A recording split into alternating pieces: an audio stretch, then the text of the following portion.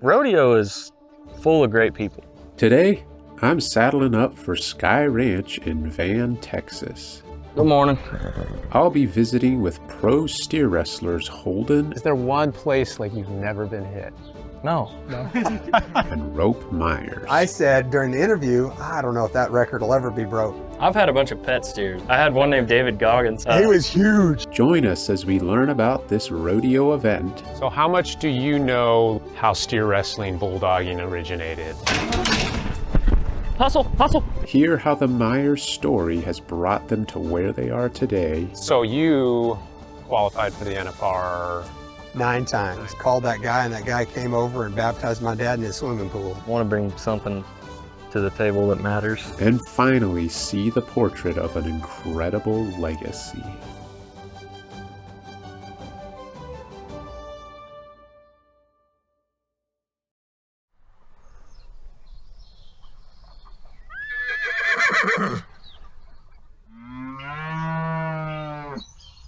We're gonna go grab 1 horse, 2 horses, whatever you can. Getting 2 horses, bulldogging horse and a haze horse. Gambit and JG Wentworth. Both JG just, Wentworth. yeah, just stuff I use for practice.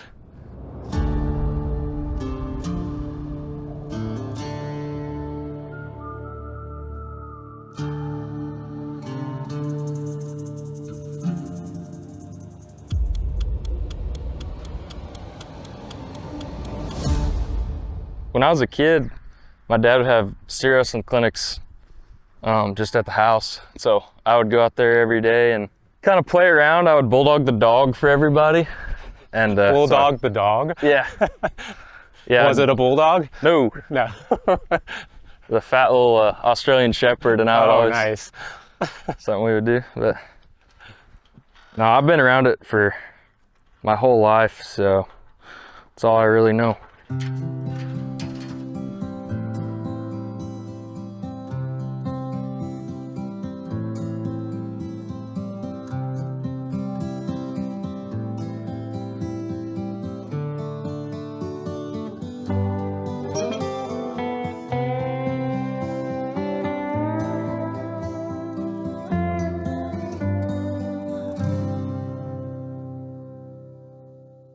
So how much do you know how steer wrestling bulldogging originated? Like Bill Pickett, right? Yeah, Or- the story goes Bill Pickett jumped off and caught a steer and then bit him on the nose and threw him down so they could doctor him or something like that. The original rodeos were just, I guess, competitions to see who could ranch better, maybe. Yeah. So that's where like the team roping and the calf roping and the bronc riding and stuff come from. Mm-hmm. I don't really know exactly when the bulldogging got started in that too, but Your grandfather have like a lot of stories. Like he was born when? maybe 1950, something like that. Growing up and roping and stuff, he claims that used to, calf ropers would rope with their right hand, pitch their slack, get off the left, and then run down there and then leg the calf. Okay. Like you've seen them flank and tie. They used to Right, leg yeah. them and stuff. And then they started flanking, so they would rope, get off the left, go underneath the rope, and then flank. He claims he was roping goats in like a little round pen for a long time, like practicing. They didn't have no calves, so he would go in there and rope these goats. And when he was along the fence, he couldn't get off the left, so he just started stepping off the right. And he claims he was the one that started holding the slack first. Like, Okay. instead of like letting the goats run and hit the end of the rope and, fall down, he would hold his slack, and that's like, it would take a little bit of jerk away, and it would just turn him around so he could run in there and flank and tie. So I don't know. I don't know if he was the first one, but I believe he made it up. Like he probably never seen nobody right. do that, but So he was all around cowboy, but steer wrestling was what he was best at, or? yep, steer wrestling was his main event. They say he was a really, really good bareback rider too, but he made the finals in the calf roping once and in the dogging a bunch. He made it in the dogging until he was like mid-50s. So he's a tough dude. And did I see that right too, that like your dad and your grandfather, like they both competed at the NFR Yeah, same year. same year? Mhm. Rodeo for a living is not, it's not at all like other sports. So talk a little bit about that? There's no salary, there's no team you're on. Like, Yeah, no salary. Unless you have good sponsors, no one covers any of your expenses. You got to do everything on your own, and if you don't win, you go broke. So it's really expensive. Like, you don't just show up and compete. You got your entry fees. You got to maintain your horse. All the expenses that come with that, vet bills and fly spray, everything. There's like all the big rodeos, you have to do good to get into them, or else you don't get qualified. So you kind of got to start at the bottom and work your way up. the thing interesting about rodeo though too is with the no salary, they take the money earned, and that's how they determine standings. Yeah, that's how standings work. Yeah, no record. You can lose 5 in a row and it don't matter as long as you do good at the next one. Right. So. And you're talking about getting qualified for these bigger rodeos, and the reason wanting to be qualified for the bigger rodeos is with a single rodeo, you collect a much bigger check. Yeah. You could go win first at a bunch of small ones and it's still not going to pay as good as winning first at a really big one. You still want to go to a bunch of the smaller ones, but you want to try to make sure, like we have a rodeo count, so we can go to 85 rodeos a year. If a rodeo adds, a good number is 10,000. If it adds 10,000 or more, you're probably going to want to official that rodeo. Okay. Just because the check's going to be big enough it'll kind of help you for your season earnings. But if it's, and you'll go to quite a few that are maybe a little bit less than that, but that's only if they're like convenient, like kind of close to the $10,000 added rodeo. So when you say official rodeo, are you having to declare it an official one before you go there then? Yep, when you enter the rodeo a few weeks out or however far out it is, you have the option to go official or unofficial. Gotcha. And that's how they determine it. So you can't get done making a run and go unofficial. That wasn't no good. Or get done winning first and okay, official, that counts. Yeah, you gotta declare and it's it. not just simply taking the top 85. Like, you gotta.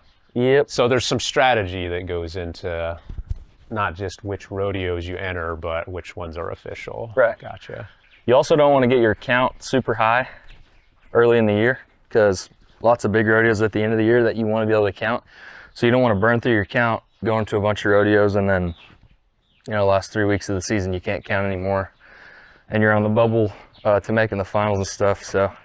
In the steer wrestling, the steer will be running. I'll be holding on to the horse like through the saddle horn and dropped on the steer's back. And like once I get up to the horns, then I let go and catch the horns in front of me. So you drop down into your stance. Whenever you land on the ground, you want to be able to pull the steer around you. And then whenever they get around you, you want to hook the nose and then drive out so you can turn the head upside down. Whenever you do, it'll make their feet go out this way. And the time stops whenever all 4 feet are facing the same direction. So it's not wrestling, it's kind of steering them into the ground kind of. Yeah, you don't want to get into a wrestling match with them because it's normally not that fun. You want to use like all the momentum to your advantage because they weigh 500-600 pounds. Yeah. Like if At you don't least have twice your weight. Yeah, and they got 4 legs, we got 2. Right. So yeah. If they get the advantage, you usually get drug around for a second, and if you have the advantage and you can take their head away from them, then you can throw them down with the momentum. And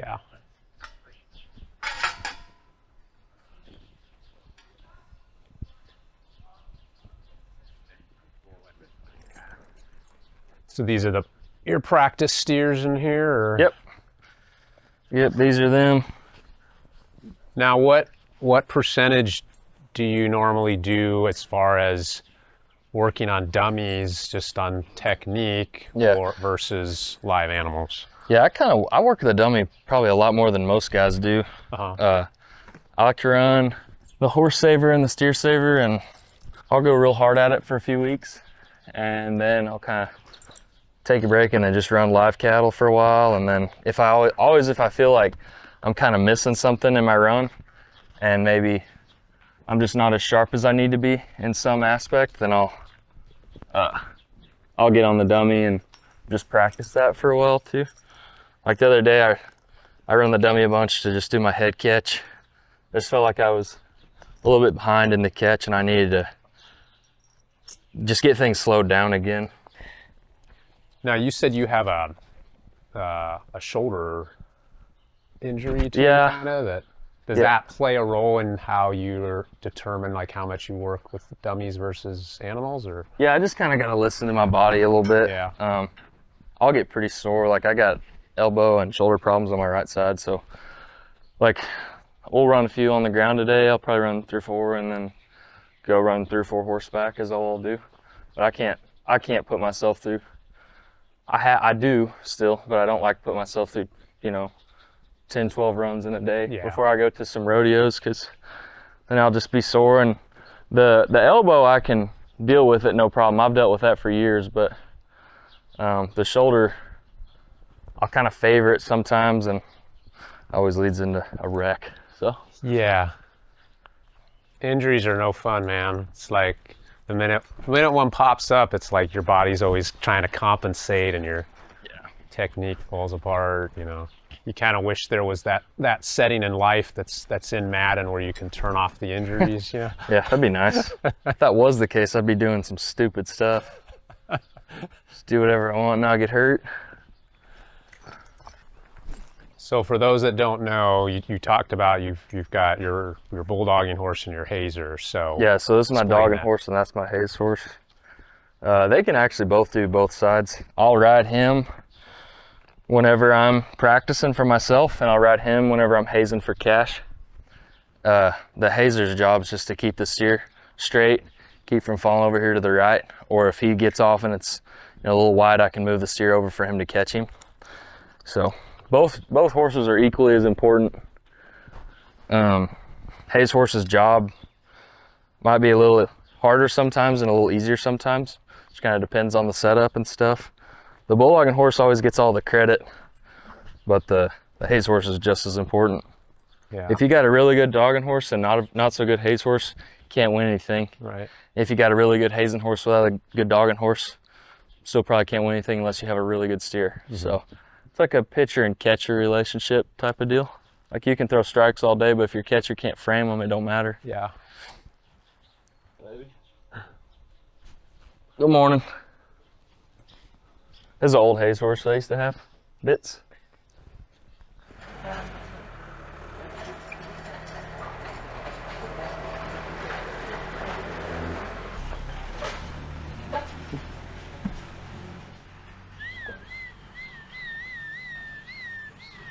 Hey, hey, hey, hey. Hey, hey. This is the bulldoggers warm up. Yeah. I warm up for a rodeo different than I warm up to practice, probably. I kind of take it a lot more serious whenever I'm about to compete, but I'm going to get warmed up, like, kind of ready, but, like, for game day, I'm, like, serious about it. Like, before rodeo, I'll do, like, high knees and stuff, and, like, more getting moving kind of stuff. Just depends how sore I am, is how much I warm up at the house. Or how sore you want to be afterwards, or Yeah. Usually, like, I don't really get, like, sore from not getting stretched and warmed up. I just don't bulldog very good. She's like, man, I'm not feeling that athletic today. All right, do you want us to be mic'd up when we're running steers? Like, there's a chance it kind of gets hit. I just don't know how tough these things are. well, if you smack it good, it'll probably break. Maybe yeah. not then. Maybe we Yeah. just... Maybe, like, if you're just standing there, kind of, like, holding it and, like, yelling and stuff, but, like, I know we'll be fine in the run, yeah. but, like, dude, a horn, like Like, on when you the... let one go or something, Yeah, when like- you let one up. Yeah. Like, because sometimes they'll flick their head up and whack you right back. Yeah, Right. or just, like, on the finish, like, a horn might be right here, or right... I'm trying to, like, is there one place, like, you've never been hit? No. No? Last night I got hit in the nuts. Oh. We were practicing, and my dad was hazing, and he, like, kicks the steer's horn. Like, as I'm dropping in there to catch the steer, the horns turn like this and just whack. I still caught steer, and I was, like, gonna try to run him, and I was like, oh, I can't. Just let him go. So do you, like, you never wear protection, or A No. cup? No. You can't really wear a cup and ride. does it get away? It gets in the way, or yeah. For both the guys, like a psychopath, you might be able to ride. I actually do know one guy that did it. He wasn't very good, but he did it. Hey, look at his legs in the middle. You wanna run this baby one? Here we go.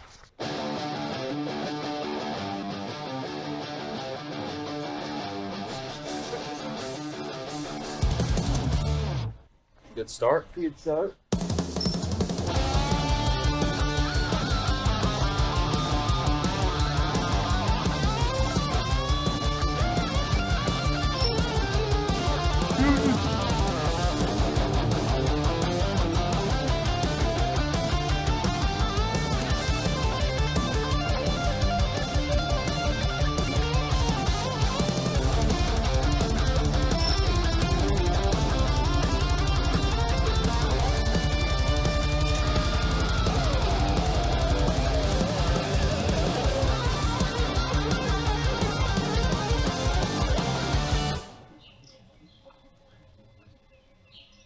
I cannot get to the nose fast enough on this.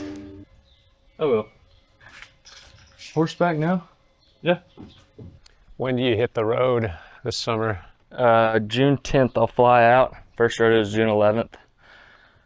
And then I might come back for a few days here and there, but I'll be gone pretty much all year. Yeah. Or Till October-ish. October. Yeah. Beginning of October I'll be back for sure.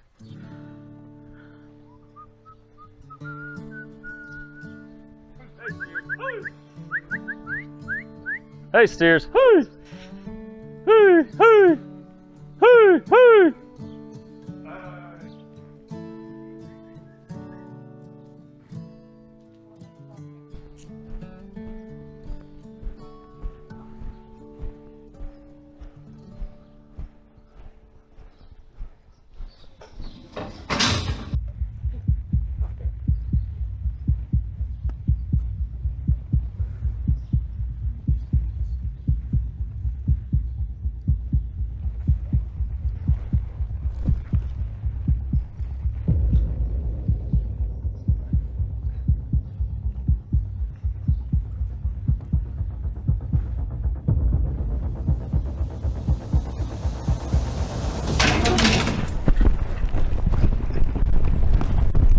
Hustle! Hustle!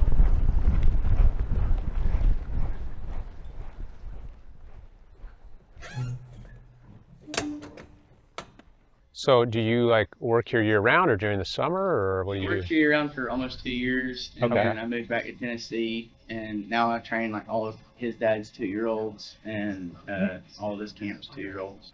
And then he just called me and asked if I'd come back for the summer, and I Nice. prayed about it, and doors open, and I was like, heck, I want to go down there for summer anyway. Let's do it. That's So awesome. I'm out here for the summer, helping out with the college men they hired for the summer. Okay. Nice. So I'm up here training colts still, riding, helping out when I can.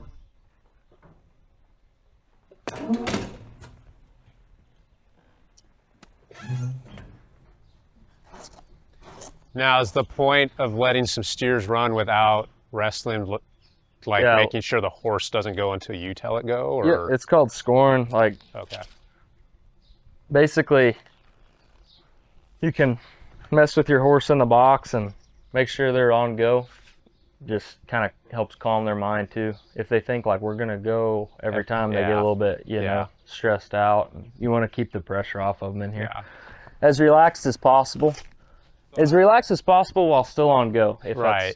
it's really That not makes easy. sense. Yeah. If you have a horse that's just you're running, and some horses are fine with it, but if you're just running a bunch of steers with no scores, like they got this barrier at the rodeo, Right. and you can't go before the steer most of the time, or you're going to break the barrier and get plus 10 seconds. hmm So you want them just listening to you more, and so like a score is a good way to just be like, hey, we're not going. You're always going to listen to me, not just going to do the same Right. thing every time. Yeah.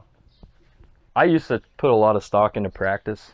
Yeah. Like I still a little bit, like if I'm working on something, but like maybe it's backwards, but for the most part, like I'm just trying to be like stay sharp, like get the reps in, but I don't like if I have a bad practice, I don't really care. I made three bad runs today. I don't know what I'm gonna do at the rodeo. Like, just, who cares? Well, and yeah, you're obviously at the level too where every bad run you can give yourself feedback on what went wrong, and so it's like it's still good to get the rep in and It's not like that. It's not that I don't care. Like I'm gonna be like focused and working on stuff, but like if it goes bad for a practice, like doesn't really cost you anything. Right, yeah. It's not a big deal. Do you remember the moment where you actually first wrestled a 500-pound steer to the ground? I remember my first jump horseback. And that was at what age? 14 or 15. Okay. I have the video if you want to watch it. Sure. That's the same arena? Yep, it's here.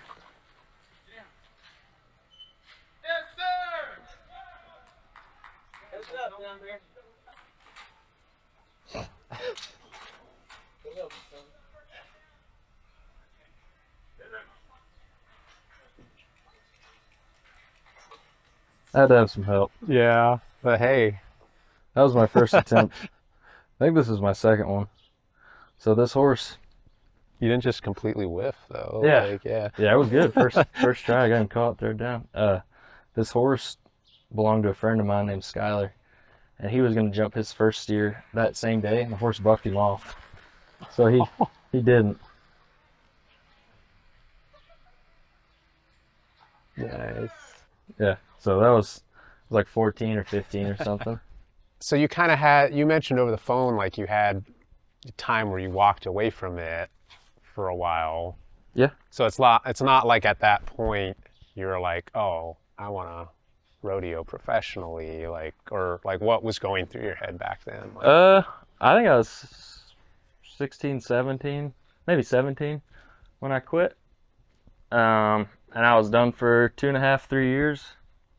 Just, I don't know. I remember, I had a high school rodeo like the next day, and like something just wasn't right. So I was praying about it, and I just felt like the Lord was telling me, like, just take a break. Like, don't go to this high school rodeo. Take a break for a while. And so I did. And everybody thought I was dumb. I was winning both my events, and there wasn't much season left. And then I just up and quit, which I don't know. I'm not a big fan of that. the quitting part, yeah. But I did. And then just played sports. I played football, basketball, baseball, and went to college.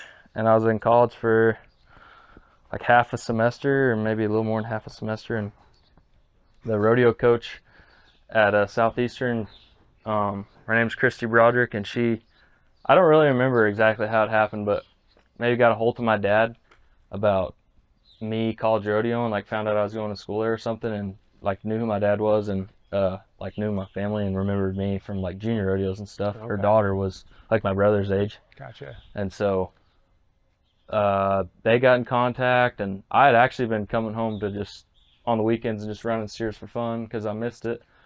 And so she was like, yeah, have him, come to practice up here. And I did, and it was going good. So I joined the team, and then I still didn't really have any plans to like rodeo full time. I was just going to school to be a pilot. And I started hating flying planes. It felt like just driving a tractor. Like that was my freshman year. I flew the full year. I think it was maybe my sophomore year. I was still flying, and come home, and it was during COVID.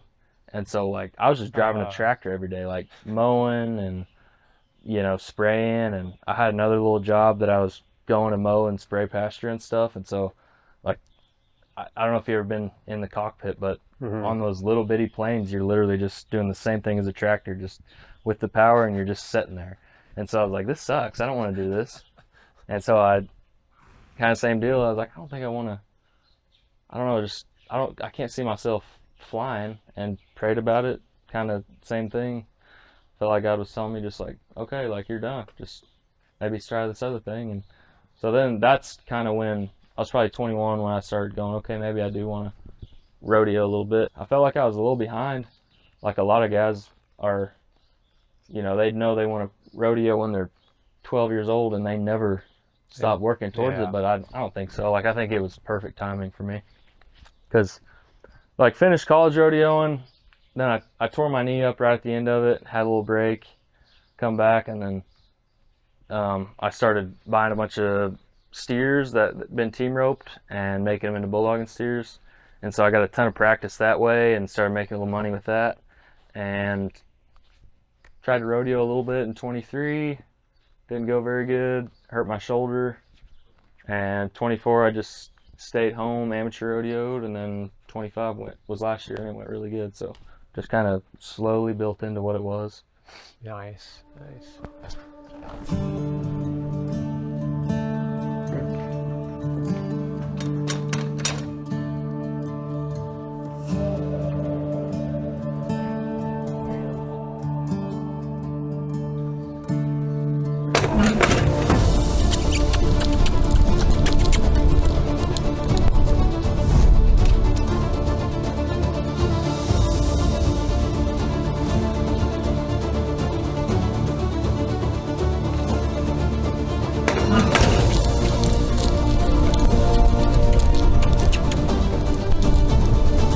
Good run. So how did you end up meeting Holden? I wanted to start bulldogging because my dad in high school did bulldogging. I went to one clinic that my mom was really good friends with the guy putting it on over in Idaho, Jason Clemens. And so we went over to that clinic. And then she came across the clinics that Rope puts on and everything on Facebook. So I flew down here and then came down here a handful more times, and then got a hold of Holden about that gray horse, riding him for a little while. Kind of got better whenever he was here. always is. But yeah, What's your goals as far as bulldogging? hopefully pro rodeo and make a living doing that. It's a Cool. lot more fun doing that than it is working every day. Think you got enough video of practice? Oh, for sure. You got to be involved heavily. You've never worked the gate before. It was perfect. It was the best gate in the world, but you never know. I hate running the gate. I can run the gate when they're open. Yeah. Just because you can be late on the gate if you're open, but bulldogging, I hate it. That's not what you want to hear out of a guy that's hazing for you. Can't pay attention to a nod. It's not good. What's the eye sequence for a hazer? Like you're watching for the nod, Yeah. and then immediately you go to the steer, or? Yes. Yeah, okay. He's got it, dude. He might as well just haze tomorrow. The eyes are just kind of like on the picture. Because if Yeah. a guy's not ready, then you don't got to worry about going. Yeah. But whenever, like, they look ready and they're fixing to nod, you got to be, like, locked in. Don't miss their nod. As soon as their head comes up, be punching off the corner. And then, like, as you're moving off the corner, look for cow and see. Like, if cow's going, you can start riding up. But you also, it's like your peripheral vision needs to be on your bulldogger. If they're not in the picture, if they're not coming, you need to lag back, or else you're going to get up here and push the steer left, kind of in front of the dogging horse. So you want to be just a little bit of just a little bit ahead, and then at the end, like, finish it off for them and make it tight to where they can get a good head catch. Finish it off as in push him in a little bit? Yeah, more? if you need to Okay. push the steer over, or just get up there and wall the steer. I mean, there's a lot of different scenarios, but you just got to be able to read the whole play at the same time, Yeah. and be able to cowboy your horse in there where you need. Well, it's really, like, in theory, it's really hard, but once you do it a bunch, it's not that hard. It looks fun to me. It is fun. like, If you Yeah. have a really good horse that's pretty automatic with it, it's great. Yes. If you have a horse that loves to run through the bit and you're having to pull on him the entire time, not fun. Yeah. Okay, this great horse.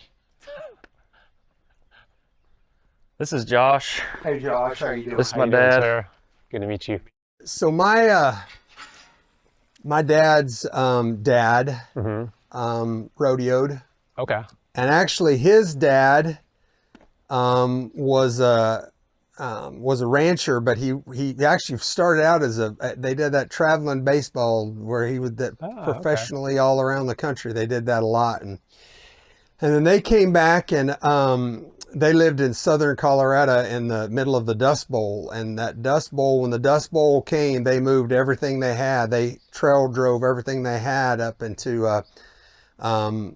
actually what's now Denver at the time. Okay. It was Evergreen, Colorado, which was just in the middle of nowhere then. And this would have been what year? Maybe 32, I think it was, Gotcha. right in that time.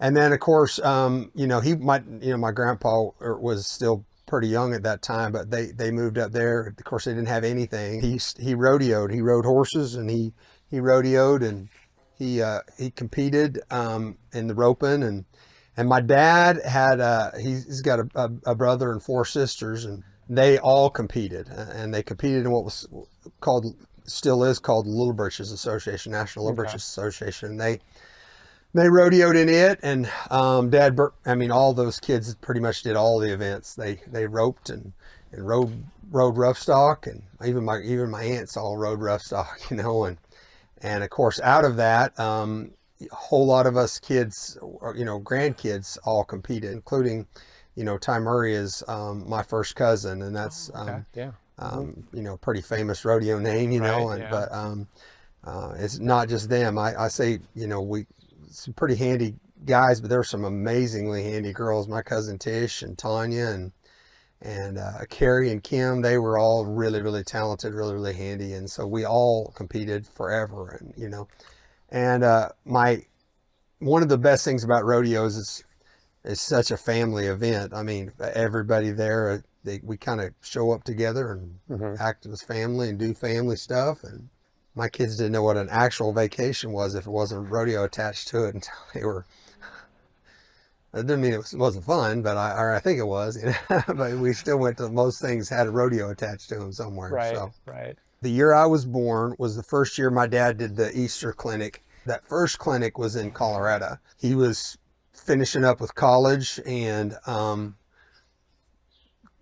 think he only had probably 10 guys that first time, you know what I mean? But he's had it every year since then. Every year since 1969, we've had at least one clinic, and most years been 3 or 4 or 5, you know, clinics. And so over the years, I don't know how many people, probably, I don't know, thousands. I really looked at it exactly how many, but a lot of people learned how to steer wrestle from my dad. And then Dad still did a few after 91, but in 91 he started turning it over to me, and I started doing the clinics and been doing it ever since. This is a little bit of a funny story about my dad. He was an athlete. He actually got offered to go to I think it was Fort Hays State College as a running back. Oh. And he was rodeoing full time then too, but he got a chance to go to college that way, and he was out rodeoing. They sent him a letter, of course back then as letters, you know, saying that camp started like whatever, I don't know, maybe it was the 1st of August, and he's like, oh, well, I'm not going to, he thought camp meant like, you know, go hang out and go tent in a tent or something, you know, so he misses camp, the first days of camp, and then he finds out that, oh, that means he's lost his scholarship. So because he didn't want to go camping. He thought it was camping, yeah. So it's kind of a funny story, but it's kind of one of those deals where it's what ends up, the story that ends up, you know, making the story for your life, because so, you know, now it's at the last minute, and so he calls the rodeo coach in Odessa, or I'm sorry, in Lamar, Colorado, and asks them if they can get him a scholarship. And he's like, well, it's too late to get you a rodeo scholarship, but I can get you an academic scholarship. So he gets him an academic scholarship. And my dad does not know anything about this. I mean, none of his grandparents or his dad or anybody else went to college, you know. So he shows up at school, and like this first semester, he has to get, you know, all good grades. Well, he doesn't know no better, and they go to filling out this deal, and ends up taking like, I think 21 hours or some crazy thing, because he thought, well, I've got time on this day, I might as well take a class. So anyway, he ends up doing good that first semester, and they give him a rodeo scholarship the second semester, and then from there on out, you know, he ends up making the college finals multiple times, and winning college championship, and I guess the rest of it, like they say, is history. You know, now he's a rodeo guy. Right. Had a chance to be a football player, but I mean, probably not, you know, like professional or anything, but like that was how he was going to pay for his school until all that happened. So. Well, that's just incredible. Like this one event, and even like a mix-up of words, and here all of you are generations later. Exactly. So much of the time, the stories that end up being our story, you know, it's funny how we get there. You know, people that just see the end results don't know all the things that had to take place, that Right. the way that God orchestrated it. And Right. I always say that sometimes I think that he, that even when we're not aware of it, he's still, well, I mean, I don't just kind of think that. I totally believe that. Even when we don't realize that, he's still making a way for us, making our paths, Right. I got the chance to speak in church last Sunday, actually, and I was talking specifically about that and how just one simple little event can change the whole course of your life. Yeah. And how each of us, like the average American, interacts with 80,000 people over their life. Wow. And it's like, what if one out of every 80 people, you did or said something that stuck with them for the rest of their life? Yeah. And like you changed the course of their life. Yeah. That's 1,000 people. Yeah. And then what if those people, because of the impact you had on their life, they impact 1,000 people? Yeah. Your one life impacted 1 million people. Wow, that's amazing. Yeah. It didn't take very long. Yeah. And that's the kind of numbers the Father has too. They're multiplication numbers. They're not addition, Yeah. And so much of the time we get so worried about, like, everybody always asks, what they used to ask me a lot, hey, did you just rodeo because your dad rodeoed or anything like that? And I always said, I mean, the truth of it is every little kid plays, cowboys and Indians. I just happen to have real horses. So, all of our kids, I was asked this question of the Father, growing up, I was like going, I mean, I don't want them to be, I'm not in this deal for them to be cowboys. You know what I'm saying? I want them to follow after the Father and all that kind of stuff. Not their earthly father, but their heavenly Father, and do that. And one of the cool things I feel like he showed me was that Jesus was a carpenter. That's not his real calling and his whole thing, but because he was growing up in the house of a carpenter, he learned how to be a carpenter. So while they were with me, while God put them in my care, I used the thing that I had at hand, which was horses and livestock and rodeo, to use that to teach them about who they are and what God had for them and what it was like to follow after their dreams and go after the things they wanted. And some of them kept wanting to rodeo with it. That doesn't, even then, rodeo was never going to be the real answer. Yeah. It's just something that, I like to say it's a stick. Rodeo is just a stick. It just happens to be the stick I use. What I mean by a stick is, like, I mean, the thing in Moses' hand was just a stick, right? Just a staff, right? It's just a stick. But God said, lay it down. When he laid it down, it turned into a snake. And then God says, pick it back up. You don't suppose he ever looked at that stick the same way again, right?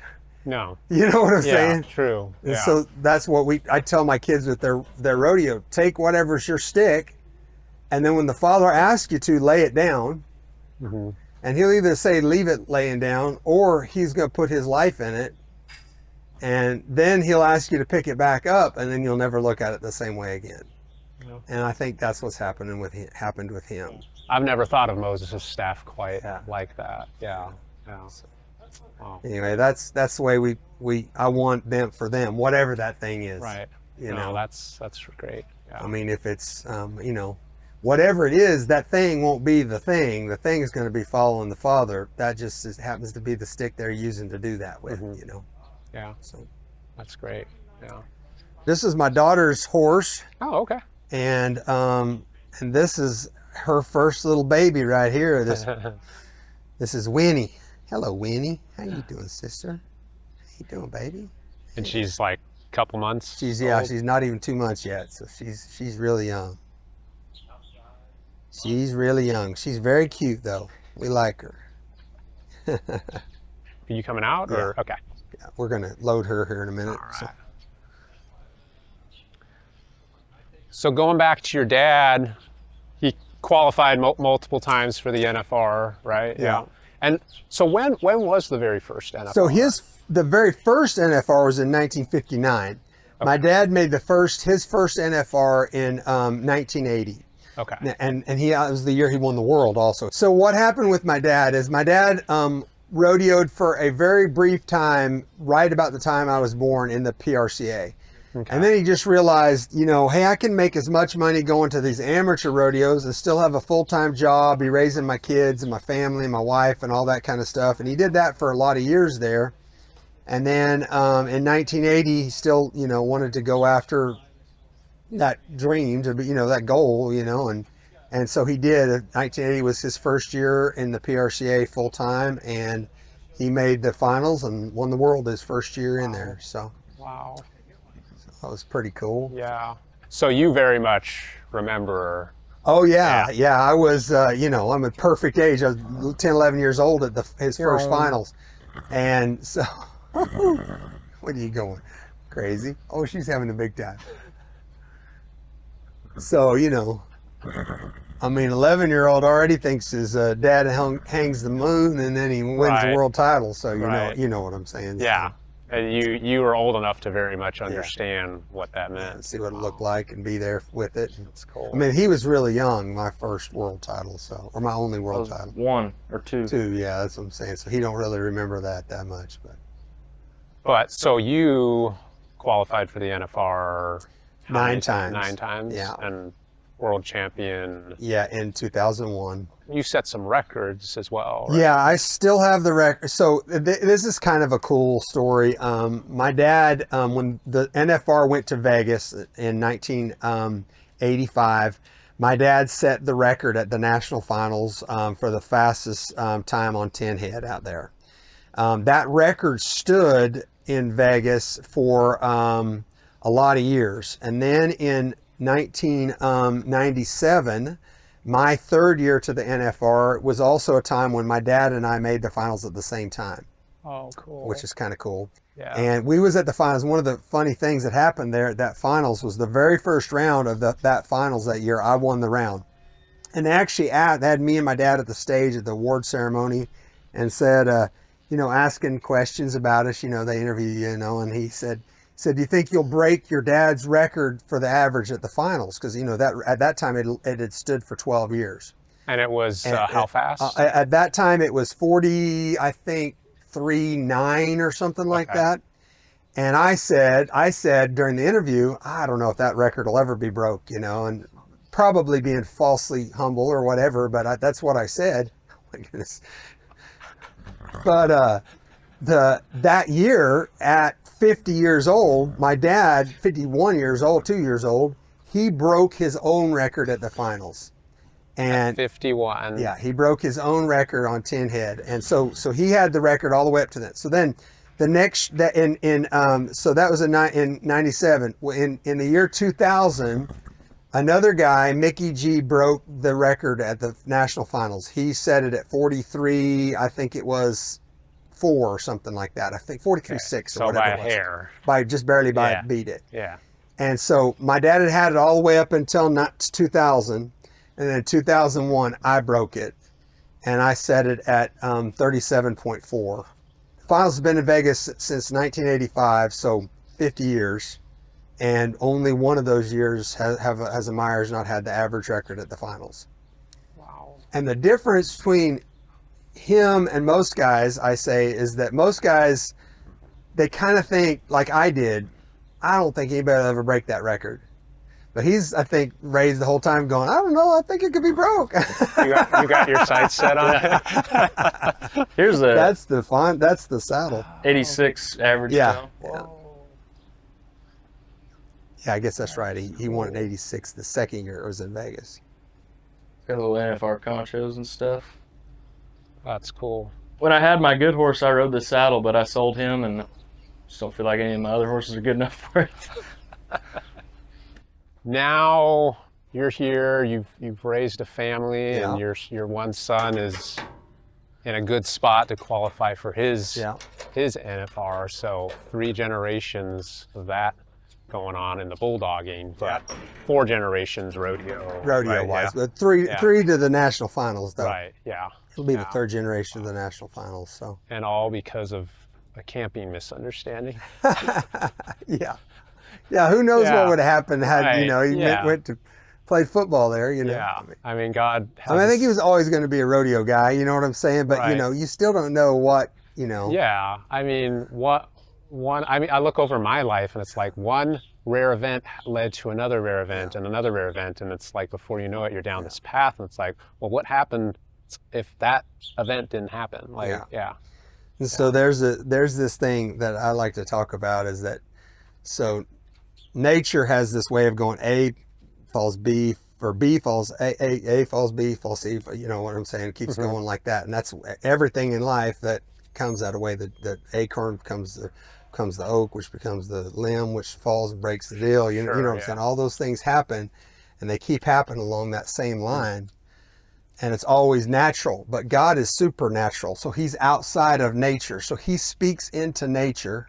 And if somebody will hear him, then all of nature then has a new antecedent, because A didn't follow B, or B didn't follow A, and C didn't follow B, and you know, because he spoke into it, somebody heard it, and then all of nature was changed from that point on. And if you want a good picture of that, just look at Mary. I mean, she heard from outside of nature, but then nature took over from that moment on, and nature had a new antecedent. That was Jesus being born in her womb, you know. And while that is really beautiful there, it's just as beautiful if somebody's walking along and they do something contrary to nature. They do something supernatural by just saying yes to what the Father says. It might be a simple little thing like talking to somebody or helping somebody out, or doing some little thing, but all of a sudden all of nature from that moment on is not going to be the same, because we said yes to what the Father said. And who knows what he's going to do with that, you know. And you don't know if that guy that said, hey, I'll get you a scholarship here, might have been just listening to the Father saying, I really need to do this for this guy. You know, It's true. because that's what got me into rodeo. And none of our family was into church or going to know Jesus, knew following God, any of those kind of things. And I loved goat tying. And I was a little kid at a little britches rodeo in Missouri, and I wanted to go tie goats, and I went over there to tie goats, and I heard about Jesus. And my brother's kind of the same way. He was at a rodeo, and guy started talking to him and taking care of him, and helping him, being there for him, loving on him, and he told him about Jesus. And then so pretty soon he started following God, and then my younger brother started rodeoing in the professional level. My dad was going to some rodeos with him, and he had an experience out there in Arizona with the Father, and he came home from that deal and found that same guy that talked to Cash about knowing God and getting saved, and Cash is your brother. Yeah, and he came home from there and called that guy, and that guy came over and baptized my dad in his swimming pool. You know what I'm saying? And That's so amazing. That's so great. So all of that comes from, and you know, whatever it was we chose, God would have used it, but it was cool that that's how he used, That is awesome. rodeo to do that. So Wow. you know. Where you going? Yep, come back. Come here, sister. Hey. Hey, whoa, come back here. Yeah, put your rope down there. Come on. Come on, Mary. Come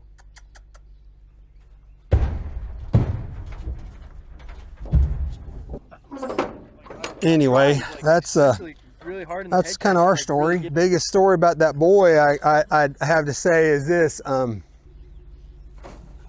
love how, I mean, one of the biggest failings that can happen in this world of rodeo and everything, well, anything you do, is you can get, especially when you're that age, when you're 25 years old and it's got all these big goals and dreams and aspirations, it's real easy to get that and just become myopic, and that's the only thing you see and that's all you go after. But I'm telling you, that kid has had the best.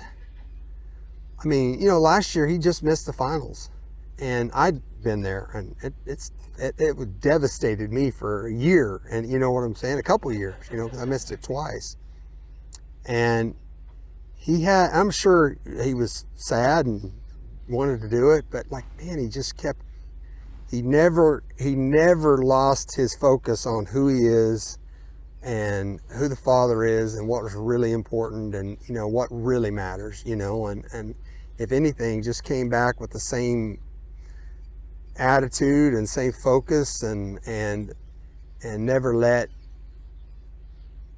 those goals and dreams swallow him like they can. You know, you see it people, professional athletes and stuff do it all Very the much time. at a young age. You know, especially at a young age, you know, that becomes all they are about, you know what I mean? And he's never been like that. He travels with some great guys that love the Lord and go after things the right way. And he has this great, I don't know if he told you about this, but he's got this thing that they have to fly quite a bit in rodeo, and he thinks that he feels like that's his mission field. Like, he gets on every plane fully expecting to have a conversation with somebody about the kingdom. Yeah. And has had some amazing conversations like that on nearly every flight he gets on. He's got a great mom who, you know, made sure that everywhere he was, that, I mean, he knew, you know, he was connected and from an early age, she had him at so many, I mean, they went to so many church services and he'd be, and she'd sing and share the gospel and he went with her to a jillion things like that. Like, early, he was hearing from the Father for himself. I mean, for kids, you know what I mean? I remember when he was in high school, so he was winning the Texas region as a junior, right? It was junior year, right? I told him this story. Oh, you did, yeah. And he come upstairs and told me, he said, hey, I'm not going to the rodeo. And I'm literally going like, okay, I'm up there planning what I'm going to say to him, how to change his mind, you know? And it really was a cool place where the Father said, trust me with him. I'm like, okay. And I really did. And I really do feel like he heard from the Father through that whole thing. So that's awesome. Yeah. As far as the portrait, like, what are some of those events? Like, what are the big storytelling events like? Horses, I mean, is a big thing. I mean, I don't know. What do you think? I mean, he's really good at training horses. I mean, way better than I am. Better than my dad was. I mean, he's better than all of us have been at it. And he's getting better at it. He really works at it hard. And I don't know, but, you know, family, the kingdom. We don't even really think about it like this, but like, everybody just thinks of bulldogging. You know what I mean? Yeah. So it probably needs to be that. Yeah. I've had a bunch of pet steers. Like, I don't know. I had one called George. Come here, George. He was just so gentle. He would just follow you around and you pet him, ride him. He's awesome. I had one named David Goggins. He was huge. Yeah, so big. I named him that. So big. So there was like, he lived out here, and there was some wild dogs, I guess, I got out here. Okay. And I got out here, I don't know, like noon or something one day, and I found him out there with, like, his ears were all bloody and chewed up, and I guess them dogs attacked him. And so I just made up the story that he was fighting them dogs off of, like, getting the calves. So I called him David Goggins, and I had him for a long time. I tried to keep his skull, but I lost it. It's actually in that pond down there. Somebody told me if you tie a rope to their horns and throw it in the pond, then, like, the fish will eat all the flesh off, and the skull will be really nice. Yeah. And I didn't put a half hitch on the horn, so I threw it down there. It was like down there for a week, and I went to pull it out, and there was no head on it, so I lost it. It's somewhere though. Like, maybe one day we'll get it. We get a big drought. So one of our deals is that, like, if you'll notice here, there's no the stuff is up here on this part of the arm, because that's where you hook the nose, and so like this part should be clean and like this part should be dirty, you know. It's a sign of a good run. Yeah. Sign of a good steer. Love it. All right. Cool. How's that for a photo shoot? Yeah, thank God that's over. Worst. I've always been like that. I hate having my picture made. I get to go 100 rodeos a year all across the nation and, you know, meet people and try to be a good example for people. But more than that, like, I get to have conversations with other steer wrestlers, because, like, rodeo is full of great people. Yeah. But it's even more full of people who love the Lord but are scared to talk about it. And like I feel like that's been kind of my niche or whatever. Like I've been asking a lot of guys, like, who is somebody that you know that you're friends with or something that you want to share the gospel with, or you want to like start sowing that seed.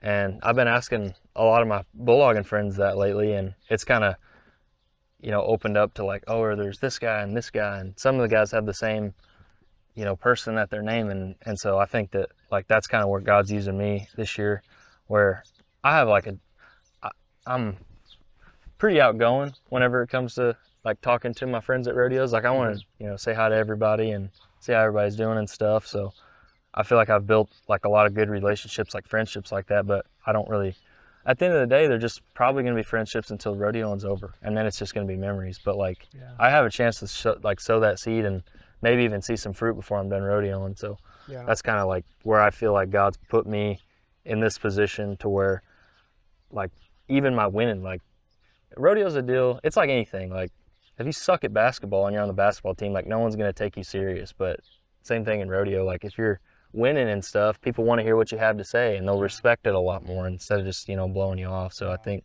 like God's almost like helped me to get to where I'm at, just so I can be, you know, like, no one's gonna come ask you to, you know, speak or come help their kid learn how to bulldog if you're no good at it. So that, you know, it just opens up a lot more opportunities too. So I just want to make sure I take advantage of that, and I'm not just, you know, being an idiot, and I can actually, you know what I mean? I can be a good example and share the gospel with them, and just not be afraid to do it. Yeah. I think you're in a really great spot. I mean, you know, so many people in their teens and their 20s, you know, like they're planning their whole life, and they're thinking about like what's the next fun thing to move on to, and they don't think about eternity quite as much. You know, it kind of starts happening maybe when you get a little older, but to already have that mindset wherever you go, it's like God has you there for a reason. So what am I?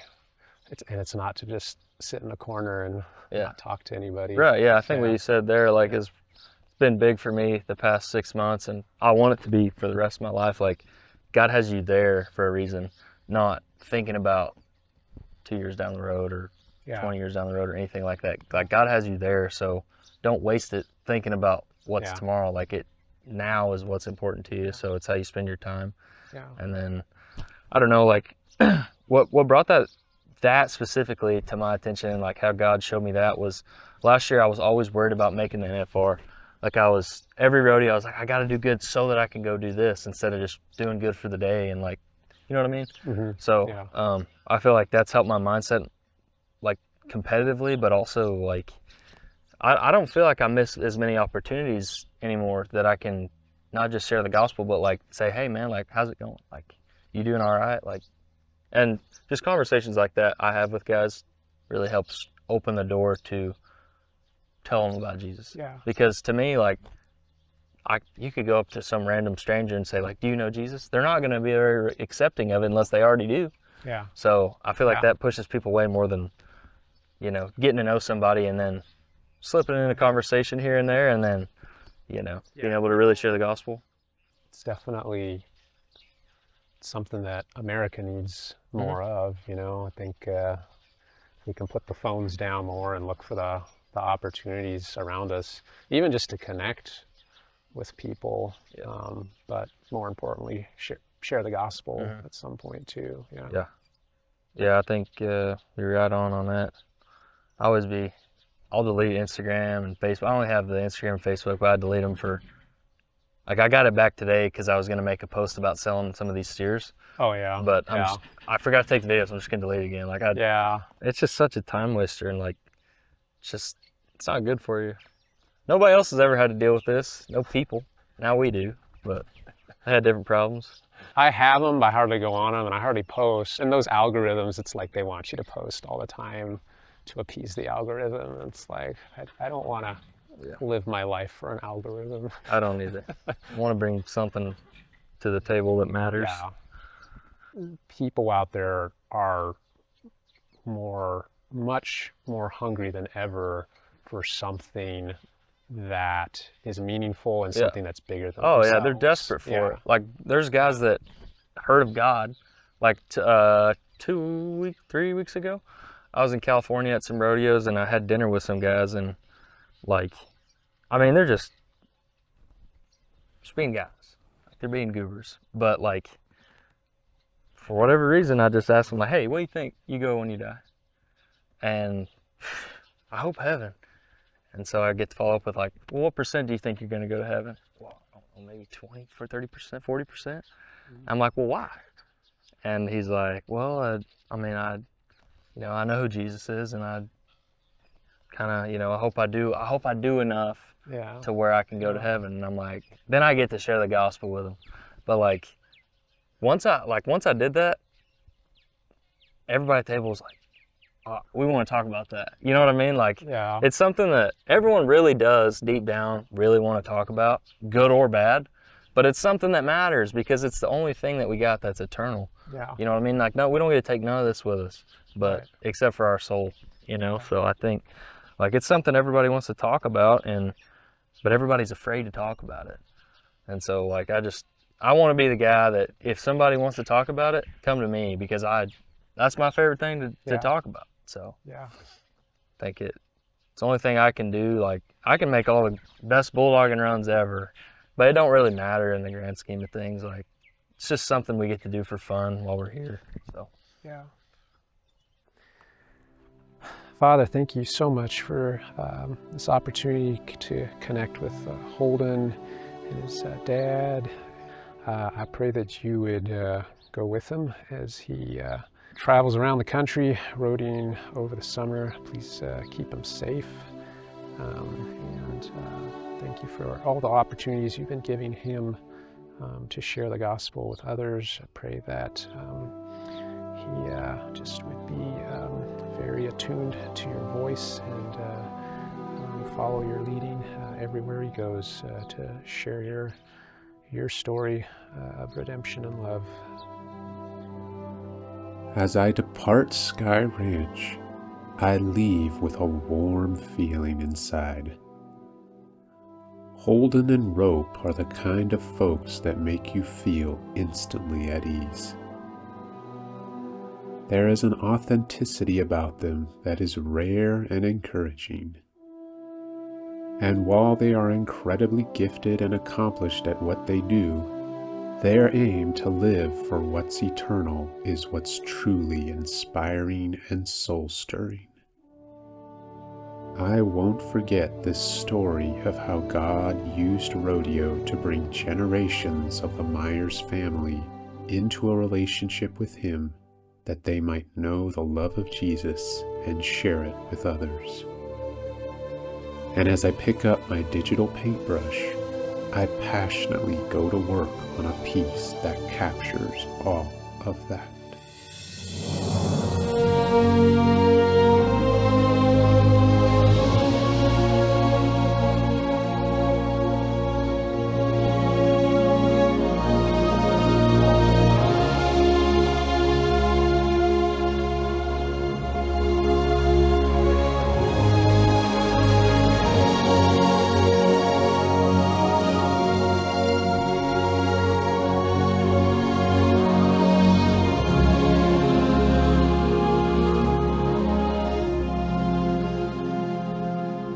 With true joy, the 3 generations of Myers Bulldoggers stand amongst a scene that depicts their story.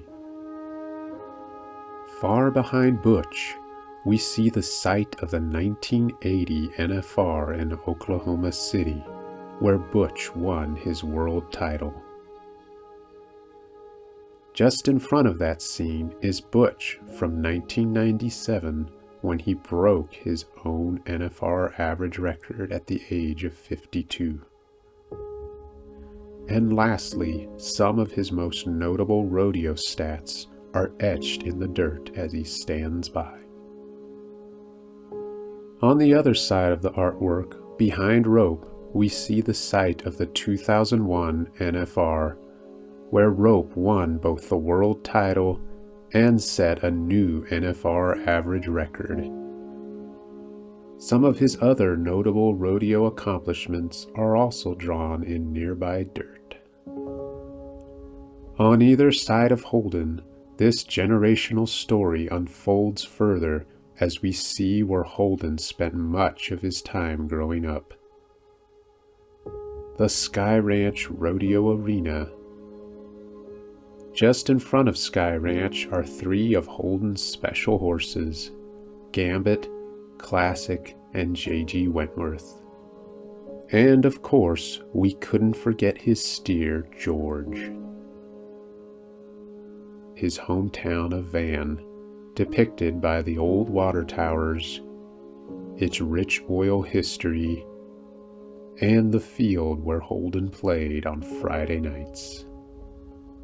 In front of Van is Holden's biggest run to date, his winning moment at Rodeo Houston 2026, putting him in the driver's seat to qualify for his first NFR.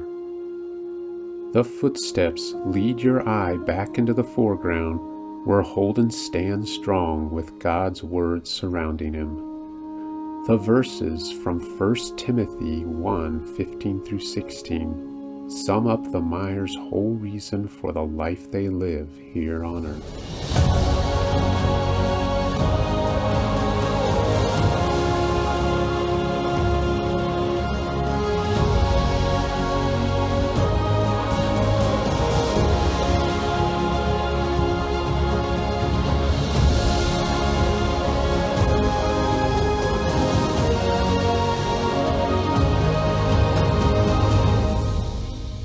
What an incredible blessing it was to be able to hear their story and capture their legacy in a portrait.